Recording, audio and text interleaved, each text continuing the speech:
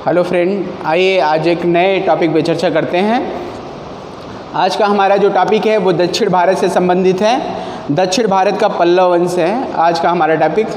अब बात करें हम पल्लव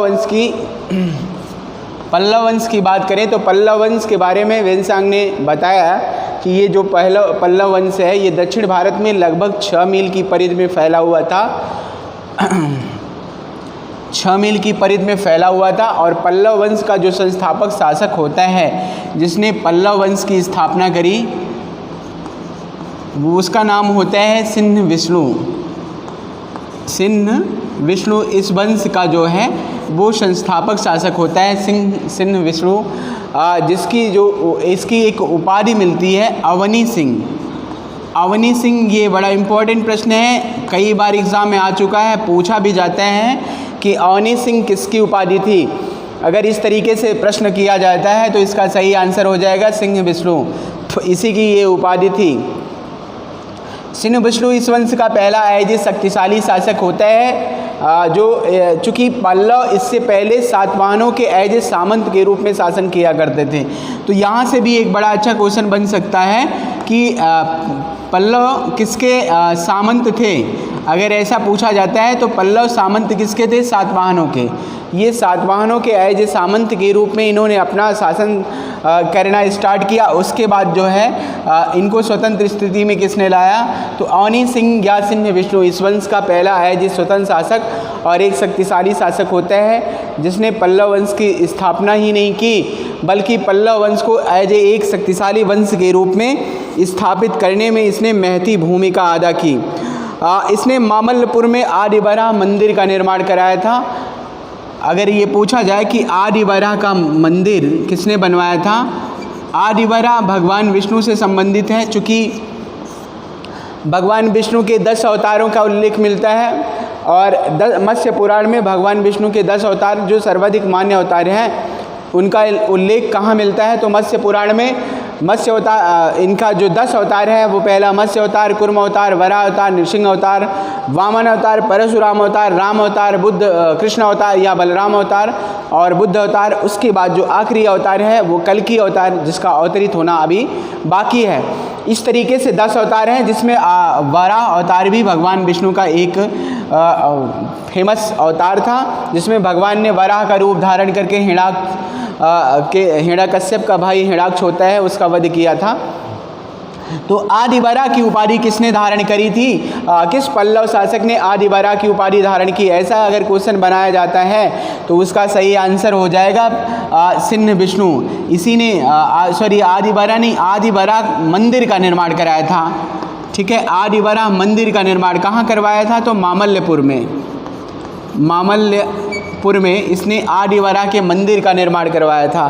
तो ये क्वेश्चन यहाँ से पूछा जा सकता है। ठीक है, तो ये जानते रहिएगा, जब भी अगर आपसे पूछा जाता है तो इसका आंसर आप ये बता सकते हैं। और इसकी दो रानियों की प्रतिमा भी इसमें मिलती है।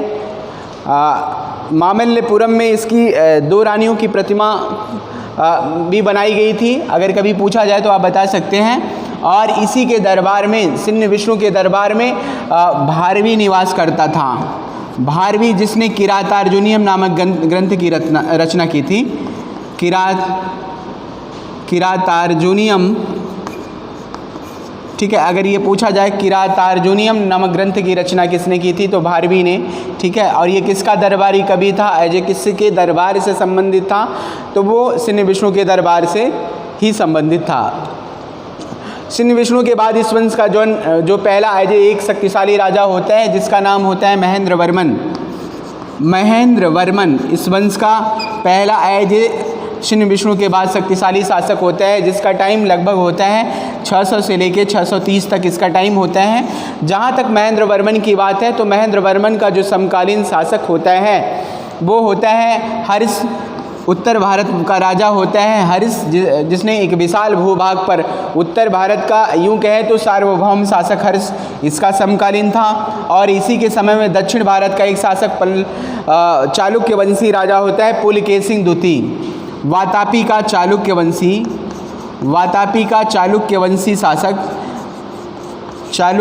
शासक होता है पुलकेशिन द्वितीय।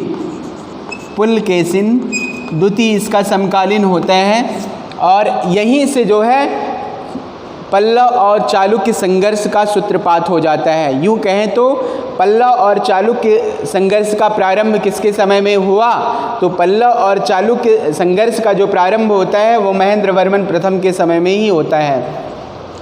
इसकी कई सारी उपाधियों के बारे में भी उल्लेख मिलता है। महेंद्र वर्मन ने मत विलास प्रहसन, विचित्र चित्र जैसे उपाधियाँ इसने धारण की थी। मत विलास प्रहसन इसने एक ग्रंथ लिखा था। ये भी कभी आपसे पूछा जा सकता है कि मत विलास प्रहसन किसकी रचना है। मत विलास प्रहसन, ये आपसे पूछा जाएगा कि मत विलास प्रहसन किसकी रचना है, तो आप बता सकते हैं कि मत विलास प्रहसन जो है महेंद्र वर्मन प्रथम ने लिखा था। और इसमें किसका उल्लेख मिलता है? अगर ऐसा पूछा जाता है तो ये जानते रहिएगा कि मत विलास प्रहसन में जो है इसने बौद्धों कापालिकों के भ्रष्ट आचरण का उल्लेख किया है। ठीक है, तो बौद्धों कापालिकों,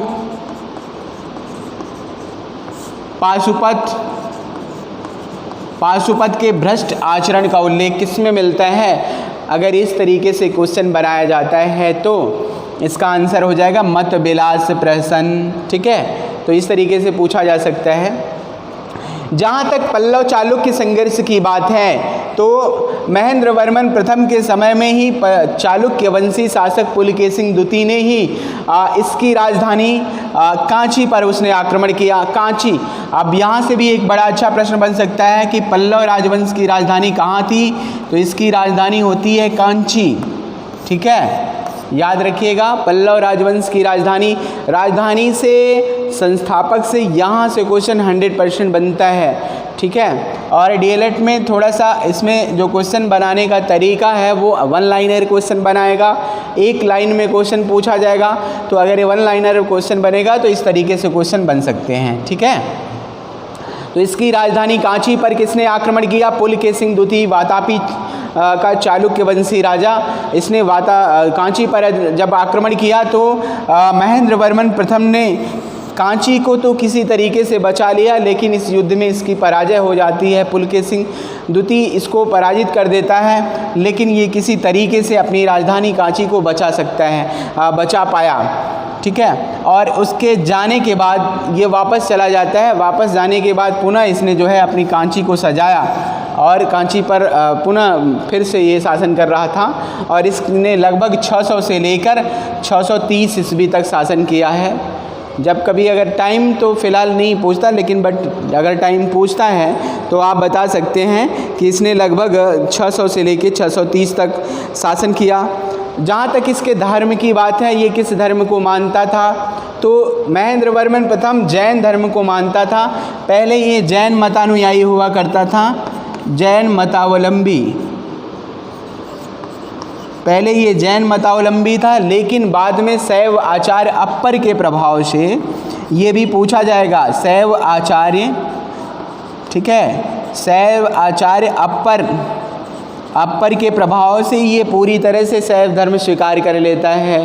तो ये आपसे पूछा जाएगा। अगर ऐसे क्वेश्चन पूछा जा सकता है कि महेंद्र वर्मन पहले किस धर्म का अनुयायी था, तो हो जाएगा जैन धर्म। और उसके बाद किसके प्रभाव से इसने शैव धर्म स्वीकार कर लिया था? अगर इस तरीके से क्वेश्चन बनाया जाता है तो ये जानते रहिएगा, इसने शैव आचार्य अप्पर के प्रभाव से शैव धर्म स्वीकार कर लिया था। महेंद्र वर्मन प्रथम के बाद जो अगला शासक होता है इस वंश का, एक शक्तिशाली शासक होता है जिसका नाम होता है नरसिंह वर्मन प्रथम। नरसिंह वर्मन प्रथम इस वंश का अगला शासक होता है। 630 से लेके 668 ये इसका टाइम होता है। ये जानते रहिएगा, अगर कभी टाइम के बारे में पूछे तो आप बता सकते हैं। 630 से लेके 668 तक इसने शासन किया, कहीं 67 देता है। तो नरसिंह वर्मन प्रथम इस वंश का, पल्लव वंश का एक शक्तिशाली शासक होता है। और इसके समय में चूँकि हमने देखा कि महेंद्र वर्मन प्रथम के समय में ही चालुक्य और पल्लव वंश के युद्ध का जो सूत्रपात हुआ था, वो इसके समय में भी, नरसिंह वर्मन के समय में भी देखने को मिलता है। चालुक्य वंशी शासक पुलकेशिन द्वितीय, चूँकि महेंद्र वर्मन को इसने पराजित किया था, तो इसका आत्मविश्वास बढ़ा हुआ था। बढ़े हुए आत्मविश्वास के साथ इसने पल्लव वंश के पर पुनः जब आक्रमण किया, लेकिन तत्कालीन परिस्थितियां बदल चुकी थी। जब इसने पहली बार आक्रमण किया था तो इसके समय में एक निर्बल शासक महेंद्र वर्मन से इसका मुकाबला होता है, लेकिन इस समय पल्लव वंश में एक शक्तिशाली शासक शासन कर रहा था जिसका नाम था नरसिंह वर्मन। तो नरसिंह वर्मन से इसका सामना होता है। नरसिंह वर्मन ने इसको कई सारे युद्धों में पराजित किया, ठीक है। परियाल, सूरमाल और मणिमंगल जैसे युद्धों में इसने इसे पराजित किया। परियाल, शूरमाल, मणिमंगल, याद रखिएगा, मंगल, इन 3 युद्धों में इसने इनको पराजित किया। तो इन युद्धों में जब ये पराजित हो जाता है तो पराजित होकर ये भागकर अपनी राजधानी वातापी में चला जाता है, और इन विजयों से उत्साहित होकर नरसिंह वर्मन ने इसकी राजधानी वातापी पर आक्रमण कर दिया, और वातापी पर आक्रमण करके इसने चालुक्य वंशी शासक पुलकेशिन द्वितीय की हत्या कर दी, और वातापी पर अधिकार करके एक उपाधि धारण की, वातापी कोंड। तो आपसे पूछा जाएगा कि वातापी कोंड की उपाधि किसने धारण की थी, तो ये जानते रहिएगा, वातापी कोंड की उपाधि जो है नरसिंह वर्मन प्रथम ने धारण की थी, ठीक है। ये बड़ी फेमस उपाधि है, इससे संभावित क्वेश्चन बनता है और हमेशा इससे क्वेश्चन पूछा जाता है। तो जब भी अगर पूछे कि वातापी कोंड किसकी उपाधि है तो आप बता सकते हैं। और इसके समय की एक प्रमुख जो उपलब्धि है नरसिंह वर्मन के समय की, तो इसने जो है पांड्य शासकों को भी इसने पराजित किया, और इसने मामल्लपुरम में रथ मंदिर का निर्माण करवाया था। तो ये भी आपसे पूछा जा सकता है कि मामल्लपुरम में किसने रथ मंदिरों का निर्माण कराया था, रथ मंदिर, ठीक है। तो रथ मंदिर का निर्माण जो है पल्लव वंशी शासक नरसिंह वर्मन प्रथम ने ही करवाया था। रथ मंदिर के बारे में अगर बात की जाए तो रथ मंदिर जो है बड़ी बड़ी पत्थरों की चट्टानें हुआ करती थी, बड़ी बड़ी, उन्हीं चट्टानों को काटकर एक रथ का आकार दे दिया जाता था, जिसको हम रथ मंदिर कहते हैं। वहाँ लगभग 8 रथों का उल्लेख मिलता है, लेकिन मुख्य रूप से 7 ही रथ, जिसको हम सप्त पैगोड़ा के नाम से जानते हैं, सप्त पैगोड़ा रथ, ठीक है, याद रखिएगा। सप्त पैगोड़ा मंदिर भी है एक, ठीक है, वो दूसरा है। ये सप्त पैगोड़ा रथ होता है जिसमें 7 रथ होते हैं, अर्जुन, भीम, नकुल, सहदेव, युधिष्ठिर रथ, द्रौपदी रथ और वलयकुंठ रथ, ठीक है। ये इस तरीके से रथ इसने बनवाया। सबसे छोटा रथ ये पूछता है कि सबसे छोटा रथ कौन सा था, अगर ऐसा पूछा जाता है तो द्रौपदी रथ जो है सबसे छोटा रथ होता है और अलंकरण विहीन था। अलंकरण विहीन का मतलब समझते हैं? अलंकरण विहीन का अर्थ होता है जिसमें किसी प्रकार का कोई जो है अलंकरण ना किया गया हो, किसी प्रकार का कोई चित्र वगैरह से लेते हुए कोई मूर्ति वगैरह बाहर इस तरीके की स्थापित नहीं की गई हो, तो कोई भी अलंकरण इसमें नहीं होता। और सबसे जो प्रमुख रथ होता है इसमें वो होता है धर्मराज रथ या युधिष्ठिर रथ, ठीक है। तो जिस पे जो है धर्मराज रथ या युधिष्ठिर रथ, वो सबसे नरसिंह वर्मन की उसमें मूर्ति भी लगाई गई है। तो ये जानते रहिएगा, जब भी अगर आपसे पूछा जाए इन रथों के बारे में तो आप बता, यहाँ से बस यही पूछा जाएगा कि सप्त पैगोड़ा रथ किसने बनवाया था, तो आप बता सकते हैं कि नरसिंह वर्मन प्रथम ने ही सप्त पैगोड़ा रथ। मामल्य शैली का जन्मदाता भी इसको कहते हैं। मामल्य शैली में इन सारे मंदिरों का इसने निर्माण कराया, तो ये आपसे पूछा जा सकता है, ठीक है। नरसिंह वर्मन प्रथम के बाद इस वंश का एक और शक्तिशाली शासक होता है महेंद्र वर्मन द्वितीय, और उसके बाद अगला होता है नरसिंह वर्मन द्वितीय। नरसिंह वर्मन द्वितीय के समय की एक महत्वपूर्ण उपलब्धि ये रही कि इसने कांची के कैलाशनाथ मंदिर का निर्माण करवाया था। तो यह आपसे पूछा जाएगा कि नरसिंह वर्मन द्वितीय किसने जो है कांची के कैलाशनाथ मंदिर का निर्माण कराया। कैलाशनाथ मंदिर का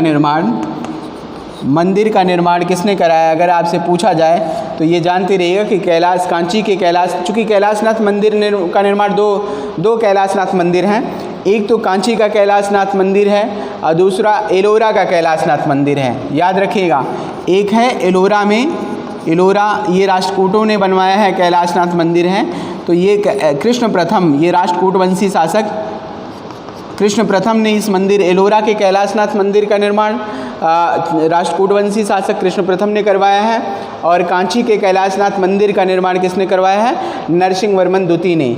याद रखिएगा, नरसिंह वर्मन प्रथम अगर आप करेंगे तो गलत हो जाएगा, इसने नहीं करवाया, बल्कि नरसिंह वर्मन द्वितीय ने करवाया है। इस बात को जानते रहिएगा। अगर यहाँ से आपने थोड़ा बहुत इधर उधर किया तो आता हुआ आपका क्वेश्चन गलत हो जाएगा, इस बात को ध्यान में रखिएगा बिल्कुल, ठीक है। और नरसिंह वर्मन द्वितीय ने ही ऐरावतेश्वर मंदिर भी बनवाया था इसने, और महाबलीपुरम में सौर मंदिर का भी इसने निर्माण कराया था।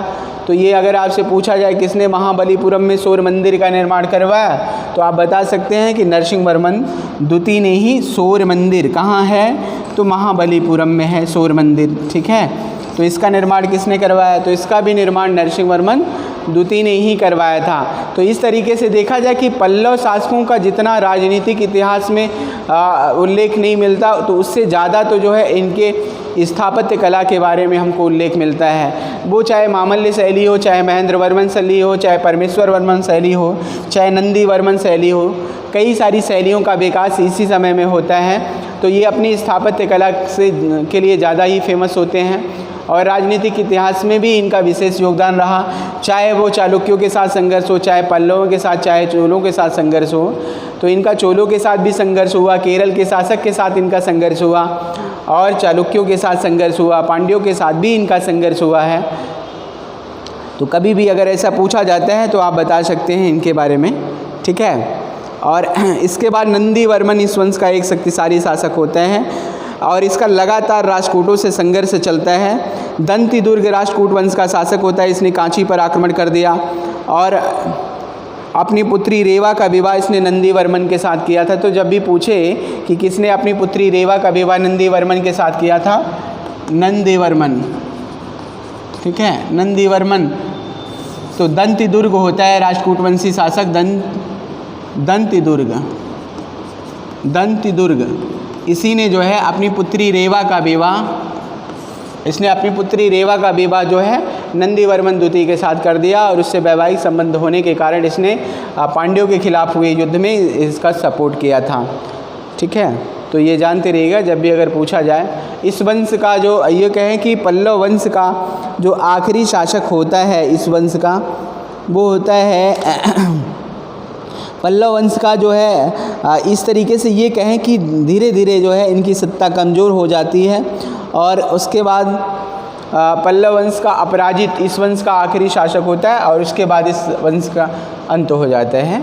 अपराजित लिख देता हूँ कहीं, अपराजित, ठीक है, इस वंश का अंतिम शासक होता है पल्लव वंश का, और इसी के साथ जो है पल्लव वंश की सत्ता का अंत हो जाता है। आइए अब देखते हैं पल्लव वंश के बाद जो अगला वंश होता है वो चालुक्य वंश होता है। पल्लव वंश के बाद ये दक्षिण भारत का ये भी एक शक्तिशाली, चूँकि चालुक्यों की अगर बात की जाए तो चालुक्य वंश की कई सारी शाखाएं होती हैं, ये कई सारी शाखाओं में विभक्त थे। तो जैसे कल्याणी के चालुक्य,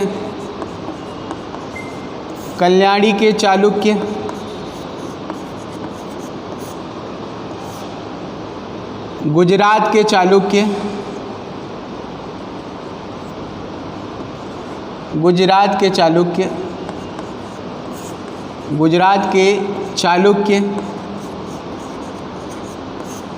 और वातापी के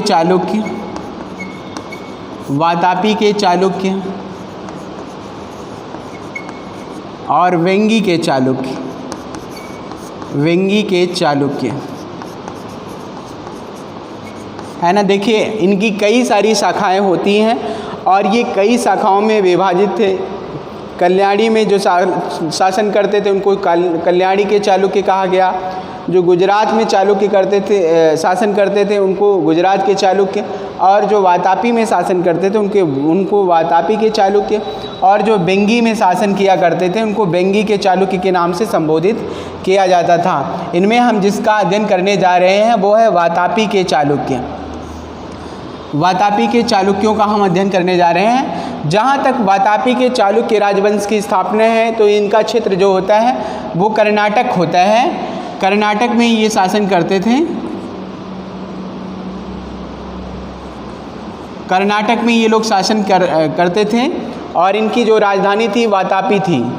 वातापी होने के कारण ही इनको वातापी के चालुक्य कहा जाता है। ठीक है। इस वंश का जो पहला एज स्वतंत्र शासक, यूँ कहें तो इस वंश का जो संस्थापक शासक होता है, संस्थापक, इसको वास्तविक संस्थापक भी बोल सकते हैं। इस वंश का संस्थापक शासक होता है पुलकेशिन प्रथम। पुलकेशिन प्रथम इस वंश का पहला एज स्वतंत्र शासक, यूँ कहें तो संस्थापक शासक होता है। इसको वास्तविक संस्थापक भी बोल सकते हैं। ठीक है। वास्तविक संस्थापक कहा जाता है तो भी गलत नहीं होगा, और चाहे इसको संस्थापक कह के संबोधित किया जाता है तो भी गलत नहीं होगा। जहाँ तक इनके बारे में जानकारी का प्रश्न है तो इनके बारे में हमको जो जानकारी प्राप्त होती है वो कीर्तिवर्मन के महाकूट अभिलेख आपसे पूछा भी जा सकता है कि महाकूट अभिलेख किसका है, तो ये है कीर्तिवर्मन प्रथम का। कीर्तिवर्मन प्रथम का महाकूट अभिलेख है। और ऐहोल अभिलेख, ऐहोल अभिलेख या ऐहोल प्रशस्ति भी कहा जाता है, कोई दिक्कत नहीं, चाहे आप अभिलेख बोलो या प्रशस्ति कहो। ये ऐहोल अभिलेख किसका है, तो ये ऐहोल अभिलेख पुलकेशिन द्वितीय का है। किसका है, तो पुलकेशिन द्वितीय का ऐहोल अभिलेख है। और ये किसकी रचना है, ये आपसे पूछा जाएगा कि ऐहोल अभिलेख किसकी रचना है या ऐहोल अभिलेख का रचयिता किसे माना जाता है, तो रवि कीर्ति को। ठीक है। रवि कीर्ति इसका रचयिता होता है, ऐहोल अभिलेख का रचयिता होता है रवि कीर्ति। इसी ने जो है ऐहोल अभिलेख की रचना की। ऐहोल अभिलेख किस भाषा में लिखा गया ये भी पूछा जा सकता है। अगर भाषा की बात करेगा तो हो जाएगा संस्कृत। ऐहोल अभिलेख किस भाषा में लिखा गया, तो संस्कृत में। ये चालुक्य, वातापी के चालुक्यों के इतिहास जानने का एक प्रमुख माध्यम क्या है, तो ऐहोल अभिलेख है। ठीक है, जानते रहिएगा। और अगला है हैदराबाद दानपत्र। क्या है, तो हैदराबाद दानपत्र। ठीक है। तो ये इनके इतिहास जानने का एज ए प्रमुख साधन है। तो जब भी अगर इनके इतिहास जानने के साधन की बात की जाएगी तो इनके अभिलेखिक साधन सबसे इम्पॉर्टेंट हैं।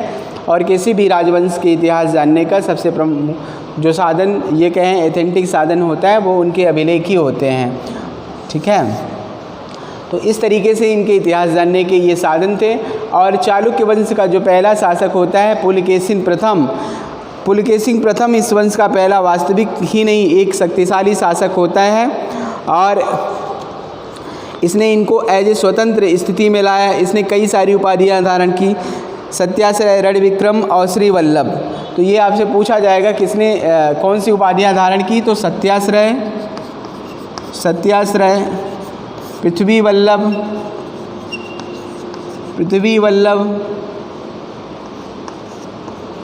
रणविक्रम। ठीक है। ये उपाधियां जानते रहिएगा जब भी अगर आपसे पूछा जाए कि सत्याश्रय किसकी उपाधि है या पृथ्वी वल्लभ किसकी उपाधि है या रणविक्रम किसकी उपाधि है। इन तीनों उपाधियों में कोई भी अगर नाम पूछता है तो आप बता सकते हैं ये उपाधियां किसकी हैं। तो पुलकेशिन प्रथम जो चालुक्य वंश का संस्थापक शासक होता है, ये सारी उपाधियां उसी की हैं, उस संस्थापक शासक की हैं। ठीक है। महाकूट अभिलेख में इसकी जो तुलना की जाती है वो विष्णु से की जाती है। तो ये आपसे पूछा जाएगा किसकी तुलना विष्णु के साथ की जाती है। विष्णु के साथ इसे वृद्धों की राय मानने वाला, उनका आदर करने वाला कहा गया है। विष्णु के साथ तुलना की जाती है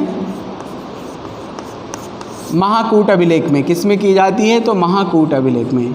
याद रखिएगा महाकूट अभिलेख। ये क्वेश्चन एक बार जो है आ चुका है, यूपीएससी में भी आ चुका है और एसएससी में भी ये क्वेश्चन पूछ चुका है कि किसको भगवान विष्णु के समान देवता की तरह पूजा जाता था और जिसने जो है वृद्धों का आदर किया था। तो अगर ऐसा कहा जाता है तो ये हो जाएगा पुलकेशिन प्रथम। और कहाँ से इसके बारे में ये जानकारी मिलती है कि इसे भगवान विष्णु की तरह इसकी पूजा की जाती थी, इसकी या विष्णु के से इसकी तुलना की जाती थी, अगर ऐसा पूछा जाए तो इसका उत्तर हो जाएगा महाकूट अभिलेख में। ठीक है, चाहे अभिलेख के बारे में पूछे चाहे इस तरीके से क्वेश्चन पूछे तो आप बता सकते हैं। ये बहुत ही इम्पोर्टेंट प्रश्न है, क्योंकि यहाँ से कई बार क्वेश्चन आ चुका है और बनता भी है ये, इसीलिए इसको वृद्धों की राय मानने वाला तथा ब्राह्मणों का आदर करने वाला कहा गया है। इसने वातापी को अपना दुर्ग बनाया तथा बाद में इसे राजधानी भी बनाई, और इसने अश्वमेध और वाजपेयी जैसे यज्ञों का आयोजन भी किया था। अश्वमेध और वाजपेयी यज्ञ इसने किया था। तो ये जानते रहिएगा, जब भी अगर पूछा जाए कि अश्वमेध यज्ञ किसने किया, वाजपेयी यज्ञ किसने किया, तो आप बता सकते हैं कि पुलकेशिन प्रथम। तो पुलकेशिन प्रथम से 2-3 क्वेश्चन बनेंगे और 100% बनेंगे। पहली इसकी उपाधियों से बन सकते हैं, दूसरा किसकी तुलना भगवान विष्णु के साथ की गई है, ब्राह्मणों का आदर करने वाला, वृद्धों की राय मानने वाला कहा गया है। तो पुलकेशिन प्रथम को इसके बारे में जानकारी कहाँ से मिलती है, महाकूट अभिलेख। तो इस तरीके से ये पहला जो शक्तिशाली शासक पुलकेशिन द्वितीय है, इससे बनने वाले संभावित ये क्वेश्चन रहे हैं और इससे क्वेश्चन किया जा सकता है। अगला शासक होता है कीर्तिवर्मन प्रथम। ये पुलकेशिन प्रथम और दुर्लभ देवी का पुत्र था। श्री वल्लभ, पृथ्वी वल्लभ और पूर्ण रण पराक्रम इसकी उपाधि थी। और कदम, कोंकण, वनवासी आदि राज्यों को इसने जीता। कदम्बों को, कोंकणों को और वनवासियों को इसने जीता था। तो कभी पूछा जाए किसने कदम्ब, कोंकण, वनवासी, मौर्यों,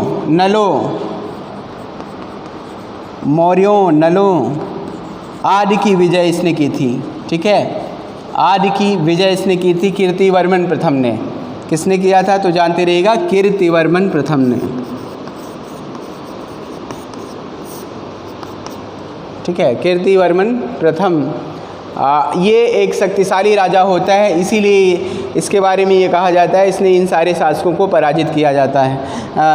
ठीक है, तो जब कभी पूछा जाए आपसे किसने कदम्बों, कोंकणों, वनवासी और नलों की विजय की थी, तो आप बता सकते हो कि कीर्तिवर्मन प्रथम। कीर्तिवर्मन प्रथम के बाद इसका जो ये कहें कि कीर्तिवर्मन प्रथम का पुत्र होता है पुलकेशिन द्वितीय, लेकिन वो चूँकि अल्पवयस्क होता है, छोटा बालक होता है, तो इसीलिए जो है इसका भाई जो होता है मंगलेश, उसने शासन सत्ता अपने हाथ में ली। मंगलेश, ठीक है, ये पुलकेशिन द्वितीय का चाचा होता है। चूँकि वो अल्पवयस्क होता है तो उसके संरक्षण के बहाने इसने शासन सत्ता पे अधिकार कर लिया और स्वयं शासक बन जाता है। तो इस तरीके से अगर इसके बारे में पूछा जाता है, मंगलेश के बारे में यूँ कहें तो मंगलेश एज ए संरक्षक के रूप में शासन करता है। किसके संरक्षक के रूप में, तो पुलकेशिन द्वितीय, चूँकि कीर्तिवर्मन का पुत्र जो अल्पवयस्क का था, छोटा बालक था, इसीलिए इसको जो है शासन सत्ता इसके हाथ में आती है। और मंगलेश ने रणविक्रम की उपाधि धारण की।